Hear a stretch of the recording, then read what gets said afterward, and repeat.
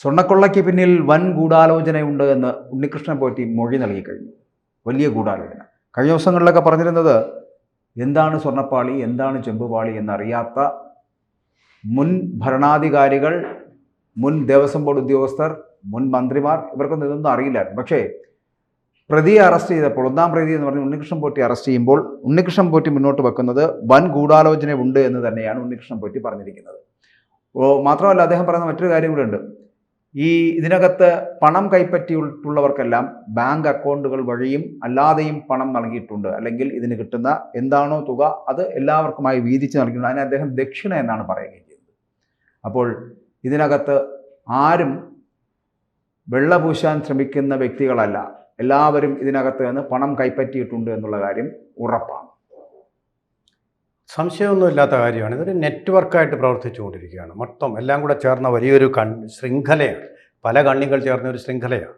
അപ്പോൾ ഉണ്ണികൃഷ്ണൻ പോറ്റിക്കും കൽപ്പേഷനും ചുറ്റും കടന്ന് തിരിയുകയാണ് നാഗേഷ്.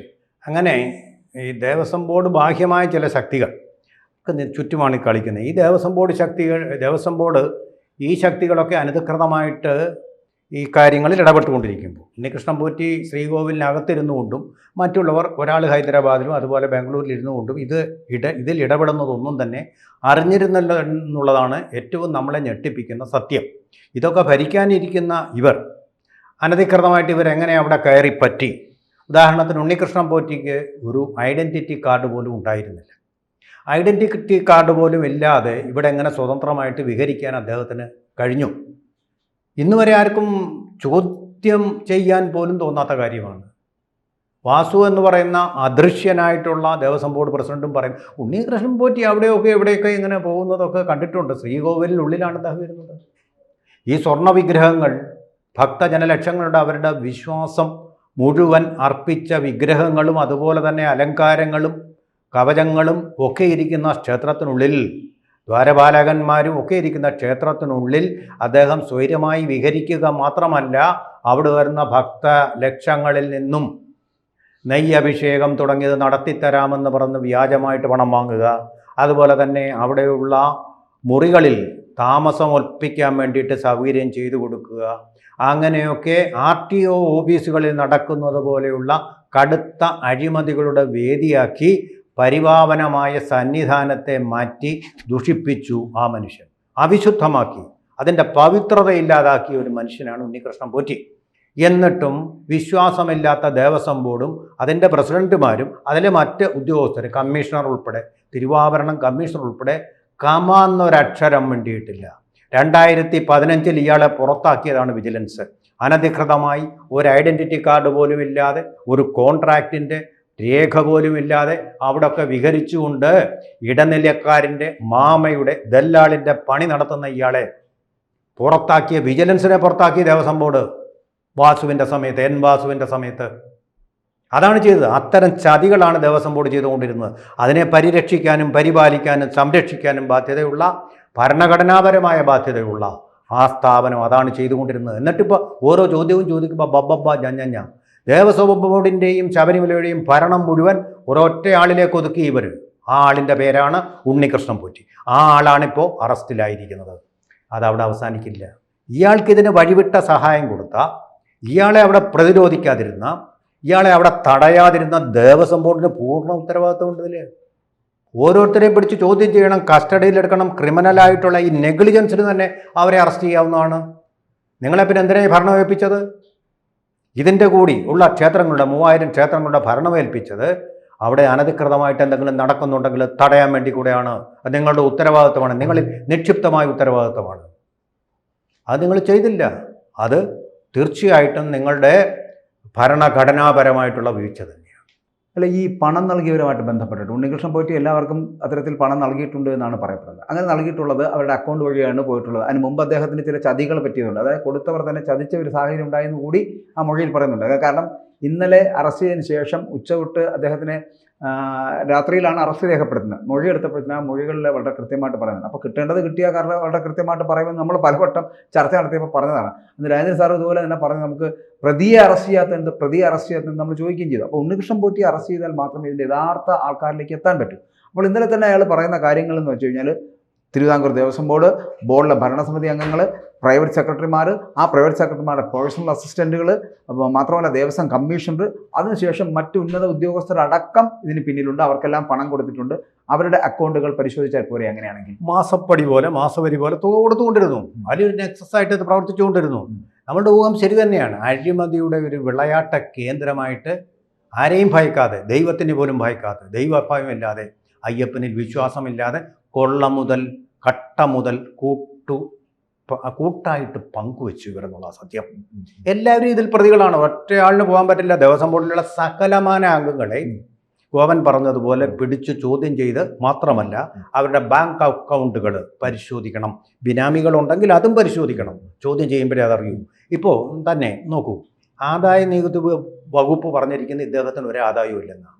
ആദായ നികുതി വകുപ്പിൻ്റെ ആ കണക്ക് കൂട്ടൽ എന്ന് പറയുന്നത് ആദായ നികുതി അടച്ചിട്ടുണ്ടോ എന്നുള്ള പശ്ചാത്തലത്തിൽ അതല്ല കണക്ക്. ശരിയായ കണക്ക് അറിയണമെങ്കിൽ ഇയാളുടെ ബാങ്ക് അക്കൗണ്ട് പരിശോധിക്കണം. ബാങ്ക് അക്കൗണ്ട് എന്ന് പറഞ്ഞാൽ നാഷണലൈസ്ഡ് ബാങ്ക് മാത്രമല്ല, സ്വകാര്യ ബാങ്കുകൾ, അങ്ങനെയുള്ള സകലമാന രേഖകളും പരിശോധിക്കണം. ബിനാമികൾ ഉണ്ടെങ്കിൽ അത് എന്തെങ്കിലും ഒരു കണക്ഷൻ, ഫോൺ ട്രാക്ക് റെക്കോർഡ് ചെയ്തിട്ട് അതിലെ മുഴുവൻ രേഖ സംസാരിച്ചിട്ടുള്ള ആളുകളെ മുഴുവൻ ചോദ്യം ചെയ്യണം. ഇയാൾ പണമില്ലാതല്ല, ഈ സ്വർണം വിറ്റ് കൽപ്പേഷന് വിറ്റ് ഇനത്തിൽ തന്നെ എത്ര പണം ഉണ്ടാക്കിയിട്ടുണ്ട്. ഗൂഢാലോചന ഈ കൽപ്പേഷൻ എന്ന് പറയുന്ന വ്യക്തിയെ കൊണ്ടുവന്നു എന്നാണ് ബാംഗ്ലൂരിൽ നിന്നുള്ള ആള്. അതുപോലെ ഇയാളെ സ്പോൺസർ എന്നാണ്. ഇയാൾ ഒരു കാര്യവും സ്പോൺസർ ചെയ്തിട്ടില്ല. മോഷ്ടിക്കുക മാത്രമാണ് ഇയാളുടെ സ്പോൺസർഷിപ്പ്.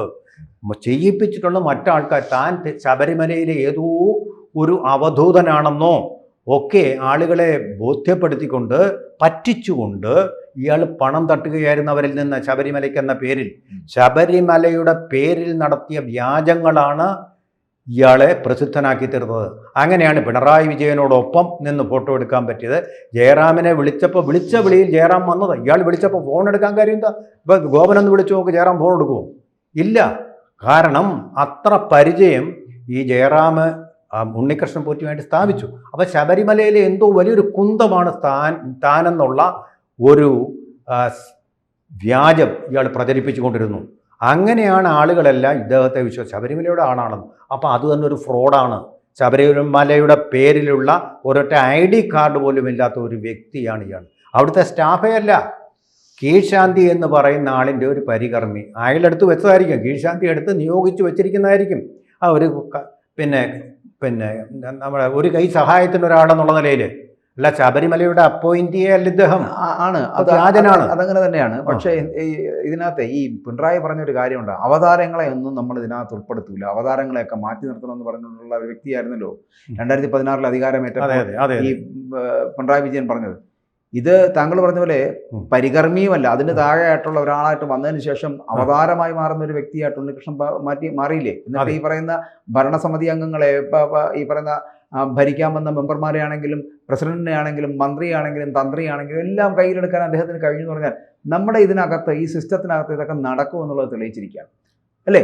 ഈ അവതാരങ്ങൾ എന്നൊക്കെ പറഞ്ഞ് എല്ലാവരും അങ്ങ് മാറ്റിക്കളയാന്ന് പറയുന്നതിനിടയ്ക്ക് ഇതിനകത്ത് 2019-25 കാലഘട്ടത്തിൽ കമ്മീഷൻ കോടികളാണ്. കമ്മീഷനാണ് അവിടുത്തെ പരിപാടി, എല്ലാം കമ്മീഷനാണ്. കോടിക്കണക്കിന് രൂപ, 1 കോടിയോ 2 കോടിയോ ഒന്നുമില്ല, 20-25 കോടിയിലധികം രൂപ കമ്മീഷനായിട്ട് തന്നെ അവിടെ കിട്ടുന്നു. അങ്ങനെ പോകുന്നു. വരുമാനത്തിൽ കവിഞ്ഞ സ്വത്ത് ആൾക്കാരുടെ പരിശോധിക്കും. ദേവസ്വം ബോർഡ് ഇപ്പോഴത്തെ പ്രസിഡന്റ് ഉൾപ്പെടെ നിങ്ങൾ പലരും, ഞാൻ ഒരാളിനെ പറയുമല്ലോ, വാടക വീട്ടിൽ താമസിച്ചിരുന്ന ആൾ സ്വന്തമായിട്ട് വീട് വെച്ച് കഴിഞ്ഞ 1.5 വർഷത്തിനകം പാല് കാച്ച് നടത്തിയിട്ടില്ലേ നിങ്ങളുടെ ഒരാൾ? ആ പാല് കാച്ചിന് ഉണ്ണികൃഷ്ണൻ പോറ്റി വന്നിട്ടില്ലേ? വന്നിട്ട് നിങ്ങൾ തന്നെ നിങ്ങളുടെ മനസാക്ഷിയുടെ കോടതിയിൽ ചോദിച്ചാൽ മതി.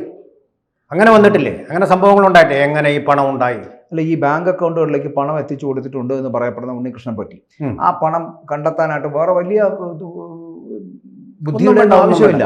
കാരണം ഈസി ആയിട്ട് അക്കൗണ്ട് പരിശോധിച്ചാൽ മാത്രം കൃത്യമായിട്ട് മനസ്സിലാക്കാൻ പറ്റുന്ന കാര്യമാണ് അത് എന്നുള്ളതാണ്. ഇനി ഇതല്ല, വേറെ ഏതെങ്കിലും തരത്തിൽ ഈ സമ്മാന പൊതികളായിട്ട് നൽകിയിട്ടുണ്ടെന്ന് പറയുന്നുണ്ട്, സമ്മാനങ്ങളായിട്ട് നൽകിയിട്ടുണ്ട്, വലിയ വില കൂടിയ സമ്മാനങ്ങൾ നൽകിയിട്ടുണ്ട്. അതുപോലെ തന്നെ മുൻ പ്രസിഡന്റ് വിദേശയാത്ര പോയതിനു ശേഷം ആ ഉദ്ദിഷ്ട കാര്യത്തിൽ ഉപകാരസ്മരണ പോലെ സ്പോൺസർമാർ പല കാര്യങ്ങളും ഇവിടെ പുതിയ നിർമ്മാണ പ്രവർത്തനങ്ങൾ നടത്തുന്ന, ശബരിമല നിർമ്മാണ പ്രവർത്തനങ്ങൾ നടത്തുന്ന സമയത്ത് അവർക്ക് അനധികൃതമായി ചെയ്തു കൊടുത്തിട്ടുണ്ട് എന്ന് പറയുന്നുണ്ട്. അപ്പോൾ ഇതൊക്കെ അവിടെ നടക്കുന്നുണ്ട് എന്നുള്ളത്, എല്ലാം നടക്കും, പക്ഷെ സാധാരണ ഭക്തനൊന്നും നടക്കില്ല എന്നുള്ളതാണ്.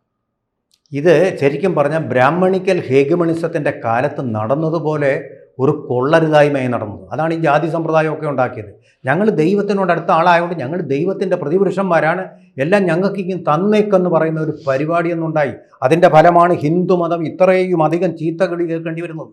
മനസ്സിലായോ? ഞങ്ങൾ ദൈവത്തിൻ്റെ ആൾക്കാർ, ഞങ്ങൾ മറ്റുള്ളവരെക്കാൾ മുകളിലാണെന്ന്. നമ്മുടെ ഒരു വേദങ്ങളും ഒരു ഉപനിഷത്തും അങ്ങനെ പറയുന്നത്. എല്ലാ മനുഷ്യരും തുല്യരാണ്, ഈശ്വരൻ നമ്മളിൽ തന്നെയാണ്. ഏത് ചണ്ടാലനായാലും ശരി, ഏത് ബ്രാഹ്മണനായാലും ശരി എന്നുള്ളതാണ് നമ്മുടെ വേദങ്ങൾ നമ്മെ പഠിപ്പിക്കുന്നത്. അതിൽ തെറ്റിദ്ധാരണ ഉണ്ടാക്കിയതുപോലെ ഉണ്ണികൃഷ്ണൻ പോറ്റി ശബരിമലയുടെ ശ്രീകോവിലിരുന്നു കൊണ്ട് താനെന്തോ ദൈവത്തിൻ്റെ വലിയ അടുത്ത ആളെന്നുള്ളൊരു പ്രതീതി അത് സൃഷ്ടിച്ചുകൊണ്ട് ആളുകളിൽ നിന്ന് കള്ളപ്പണം പറ്റുകയായിരുന്നു ചെയ്തത് എന്നുള്ളത് വളരെ വ്യക്തമായി പോരുന്നു. ആ പോറ്റിയുടെ അടുത്ത ആൾ, പൂണൂല് വിട്ട ആൾ എന്ന് പോറ്റിയുടെ അടുത്ത ആളല്ലോ ഉള്ളൊരു കാഴ്ചപ്പാട് കൊടുക്കുകയാണ് ജയറാമും ഇദ്ദേഹത്തിൻ്റെ കെണിയിൽ ചെന്നുപെട്ടത്. അങ്ങനെ പലരെയും കെണിയിൽപ്പെടുത്തിയ ഒരാളാണ് ഈ ഉണ്ണികൃഷ്ണൻ പോറ്റി. അതുകൊണ്ടാണ് അത് കൊടിയ ചതി. ആളുകളെ, പാവപ്പെട്ട ഭക്തന്മാരെ വഞ്ചിക്കുന്നു, അതുപോലെ ഈശ്വര വിശ്വാസത്തെ വഞ്ചിക്കുന്നു, ഈശ്വരനെയും വഞ്ചിച്ച മനുഷ്യനാണ്. ഒരു കാര്യം കൂടി ചോദിച്ചോട്ടെ. അതായത് ഈ ഉണ്ണികൃഷ്ണൻ പോറ്റി ഇത്രയും ദിവസമായിട്ട് ആരും അറസ്റ്റ് ചെയ്തിട്ടില്ല. ഈ വിഷയവുമായിട്ട് ബന്ധപ്പെട്ട് 10-65 ദിവസത്തോളം ഇതുമായിട്ട് ബന്ധപ്പെട്ട് ഇങ്ങനെ നടന്നുകൊണ്ടിരിക്കുന്നതല്ലാതെ ഇതുവരെ ആരും അറസ്റ്റ് ചെയ്യാനോ പോലീസുമായിട്ട് ബന്ധപ്പെട്ടിട്ട് പോലീസും അന്വേഷിക്കാനോ നടക്കാത്ത ഒരു സാഹചര്യമായിരുന്നു. വിജിലൻസിന്റെ അന്വേഷണം നടക്കുന്നുണ്ടെന്ന് പറഞ്ഞിരുന്നു. പക്ഷേ ഇതൊന്നും ഇപ്പോൾ വളരെ പെട്ടെന്ന് ഇന്നലെ കിളിമാനോട് അയാളുടെ വീടിനടുത്ത് പുളിമാത്ത് വെച്ചിട്ടാണ് ഇയാൾ അറസ്റ്റ് ചെയ്തത്. വളരെ പെട്ടെന്ന് അറസ്റ്റ്. ഇങ്ങനെ ഒരു സാഹചര്യം ആര് സൃഷ്ടിച്ചതായിരിക്കും? അതെ, ഇയാൾ സുരക്ഷിതനാണെന്ന് ഞാൻ മുഖ്യമന്ത്രിയുടെ അടുത്താണല്ലോ, കടകംപള്ളി സുരേന്ദ്രൻ എന്നെ സംരക്ഷിച്ചുകൊള്ളും, ദൈവത്തിലേക്ക് വിശ്വാസം ഉണ്ടെങ്കിൽ ഈ തമ്മാടിത്തരം കാണിക്കത്തില്ല. അപ്പൊ ഇവരെയൊക്കെ നമ്മളെ രക്ഷിച്ചു. അല്ലെങ്കിൽ ഈ ഉന്നതർ തന്നെ പറഞ്ഞിട്ട് നിങ്ങൾ അറസ്റ്റിലാകൂ, അതിനുശേഷം നമുക്ക് ബാക്കിയുള്ള കാര്യങ്ങൾ പരിഗണിക്കാം എന്ന് ആരെങ്കിലും. അതൊരു ഫാക്ടറാണ്. കാരണം ഇന്നിപ്പം ഇന്നലെ അറസ്റ്റ് ചെയ്യുന്നു, ഇന്ന് ബാക്കിയുള്ള മൊഴി എടുക്കുന്നു, ഇന്നിപ്പോൾ പത്തനംതിട്ടയ്ക്ക് കൊണ്ടുപോകുന്നു, റാന്നിയിൽ കൊണ്ടുപോകുന്നു, നാളെ ഹൈദരാബാദിലൊക്കെ കൊണ്ടുപോയി അന്വേഷണം നടത്തി. ഇതൊരു ഒരാഴ്ചത്തെ ഒരു പ്രഹസനം നടക്കും. അത് കഴിഞ്ഞാൽ ഈ ഉണ്ണികൃഷ്ണൻ പോറ്റി അങ്ങ് വലിക്കും. അത് കഴിഞ്ഞാൽ സംഭവം കഴിഞ്ഞു. ഇങ്ങനെ ഒരു ആരെങ്കിലും കൊടുത്ത ഒരു നിർദ്ദേശം ഇതിന് പിന്നിൽ ഉണ്ടാകുമെന്ന് തോന്നുന്നില്ലേ? വരവേൽപ്പ് എന്നുള്ള സിനിമയിൽ ഒരു കുടുംബത്തിലെ അംഗങ്ങളാണ് പിന്നെ നമ്മുടെ മോഹൻലാലും അതുപോലെ തന്നെ അവരുടെ കഥാപാത്രത്തിൻ്റെ പേര് എനിക്കതില്ല, കരമന ജനാർദ്ദനൻ നായരും അതുപോലെ തന്നെ ജനാർദ്ദനും, ഇവരെല്ലാം കൂടെ അവർ രണ്ടും കോൺട്രാക്ടേഴ്സാണ്. മോഹൻലാൽ അത്തപ്പാടി ഒരു വരുമാനവും ഇല്ലാത്ത ആൾ. അപ്പോൾ അവരുടെ വീട്ടിൽ വെച്ച് നടന്ന ഒരു സംഭാഷണത്തിൽ പഞ്ചവടി പാലം എന്ന് പറയുന്നത് ഒരു പാലം തകർന്നു. ഇവരുടെ കോൺട്രാക്റ്റിലുള്ളൊരു പാലം തകർന്നു. ഒരാൾ എക്സിക്യൂട്ടീവ് എഞ്ചിനീയർ, മറ്റേ കോൺട്രാക്ട്. ഇവർ തമ്മിലുള്ള നെക്സസാണ്, ഒത്തുകളി കൊണ്ടാണ് ഇത് തകർന്നു പോയത്. തകർന്നു പോയപ്പോൾ രക്ഷയില്ല, ഇവരെ അറസ്റ്റ് ചെയ്യും. അപ്പോൾ ഈ പഴി നിന്ന് ഒഴിവാകാൻ വേണ്ടി എന്ത് ചെയ്തു? വീട്ടിലൊരു ഡ്രൈവറുണ്ട്, അച്ചൻ കുഞ്ഞ് ആണ് ആ റോൾ ചെയ്യുന്നത്. അച്ചൻ കുഞ്ഞിനോട് പറയും, എൻ്റെ ഓർമ്മ അതാണ്, എങ്കിലും ആരായാലും കുഴപ്പമില്ല, കഥ പ്രതീകാത്മകമാണ്. ആ അച്ചൻ കുഞ്ഞിൻ്റെ അടുത്ത് എന്ന് പറയും, കുഴപ്പമൊന്നുമില്ല, ഞങ്ങൾ വന്ന് മോചിപ്പിച്ചോളാം, ഒന്ന് പോയി ജയിലിലൊന്ന് പോയിട്ട് ഞാനൊരു ബോംബ് വെച്ചതാണ് അവിടെ, അല്ലാതെ പാലത്തിൽ സിമെൻറ്റിൻ്റെയോ കമ്പിയുടെയോ കുറവല്ല എന്നൊന്ന് പറഞ്ഞേക്കാൻ പറഞ്ഞു. പുള്ളി പോയി. ഇനി പറഞ്ഞ് ഞങ്ങളുടെ കാണപ്പെട്ട ദൈവങ്ങളല്ലേ എന്ന് പറഞ്ഞിട്ട് അവിടെ പോയിട്ട് ഇങ്ങനെ സമ്മതിച്ചു കഴിഞ്ഞ് പിന്നെന്താ സംഭവിച്ചതെന്ന് അറിയാം. അവിടെ കിടന്നു.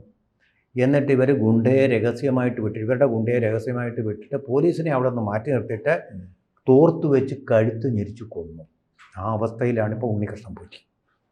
ഇവരുടെ പേര് വരാതിരിക്കാൻ വേണ്ടി ഉണ്ണികൃഷ്ണൻ പോറ്റി ഇവരെന്തും ചെയ്യും.